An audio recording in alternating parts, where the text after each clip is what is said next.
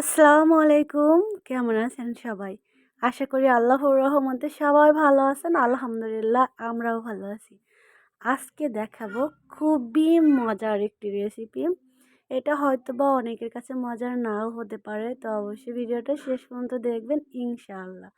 ভিডিওটি ভালো লাগলে অবশ্যই আপনাদের মনের আপুকে সাপোর্ট করবেন ইনশাআল্লাহ। আর সাথেই থাকবেন। তো এখানে নিয়েছি আমি নেহারি। এটা হচ্ছে মুরগির নেহারি এবং মুরগির যে গিলাটা থাকে না সেই গিলাটা।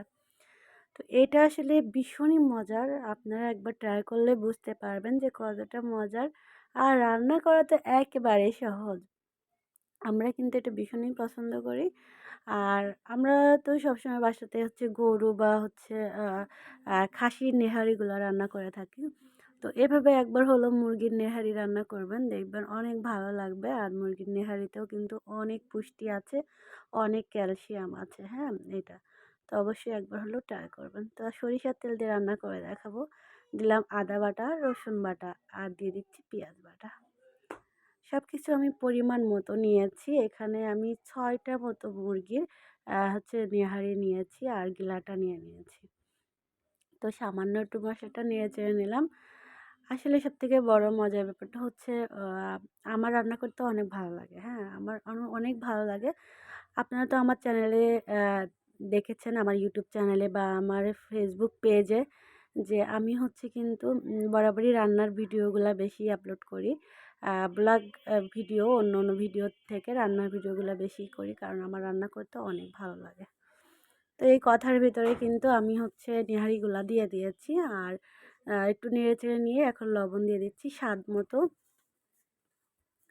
দিয়ে দিচ্ছি আমি অনেকগুলা মরিচের গুঁড়া। আসলে আমি ঝালটা ভীষণ পছন্দ করি। আপনারা যেরকম ঝাল খাবেন সেরকমই দিবেন। কোনো ব্যাপার না। ঝাল কেউ কম বেশি খেতেই পারে, সমস্যা নেই। দিয়ে দিলাম আমি এখানে জিরার গুঁড়া ১ চা চামচ পরিমাণে দিয়ে দিচ্ছি। আর দিয়ে দিব এখন গরম মসলার গুঁড়া।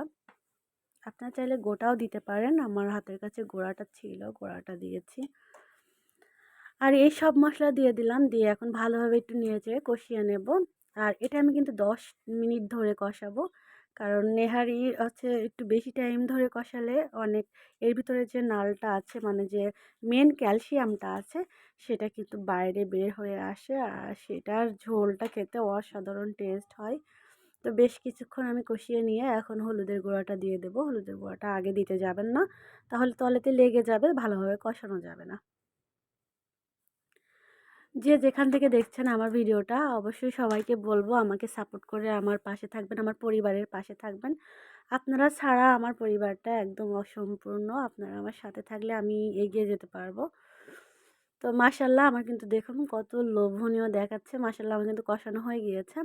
ঠিক এরকম কষানো হবে, এরকম যখন তেল ছেড়ে দেবে তখনই হচ্ছে বুঝে নিবেন যে কষানো হয়ে গিয়েছে। আর এখন আমি পরিমাণ মতো পানি দিয়ে দেবো। যেহেতু নেহারি একটু পানির পরিমাণ বেশি লাগবে তাই বুঝে শুনে দিবেন। আমি একটু বেশি করেই দিচ্ছি। কারণ আমি এটা আরও ১০ মিনিট ভালোভাবে জাল করে নেব।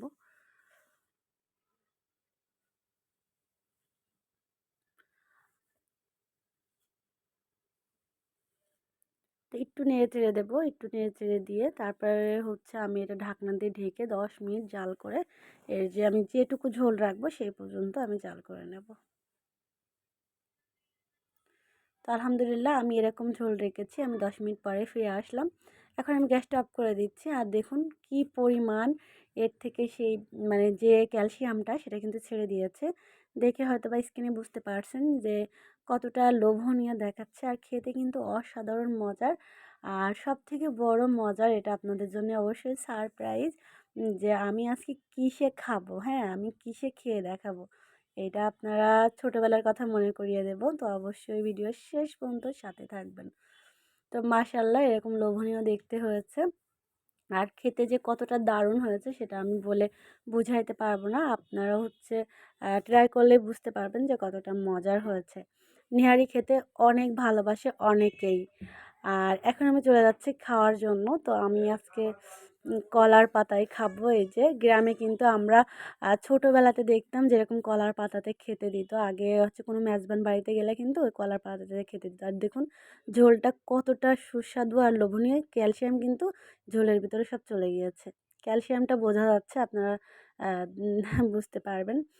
তো তো এই যে আমি এখন হচ্ছে খাওয়া শুরু করছি। আর খেতে কিন্তু অসম্ভব টেস্ট হয়েছে, অসম্ভব মজার। বিশেষ করে এর যে ঝোলটা সেটা কিন্তু খেতে দারুণ মজার হয়। আর এটা আপনারা ভাত বা রুটি, পরোটা যে কোনো কিছুর সঙ্গে দিয়েই খেতে পারবেন, কোনো সমস্যা নেই। তো ভিডিওটি যদি ভালো লাগে, কারোর মনে একটু জায়গা করে নিতে পারি, তাহলে অবশ্যই লাইক দিবেন। আর আমার চ্যানেলটি সাপোর্ট করবেন, আমার ফেসবুক পেজটি সাপোর্ট করে আমার পাশে থাকবেন অবশ্যই, অবশ্যই। ইনশাল্লাহ। আর কমেন্ট করে জানাবেন কলার পাতায় খেতে কেমন লেগেছে। ভালো লাগবে অবশ্যই।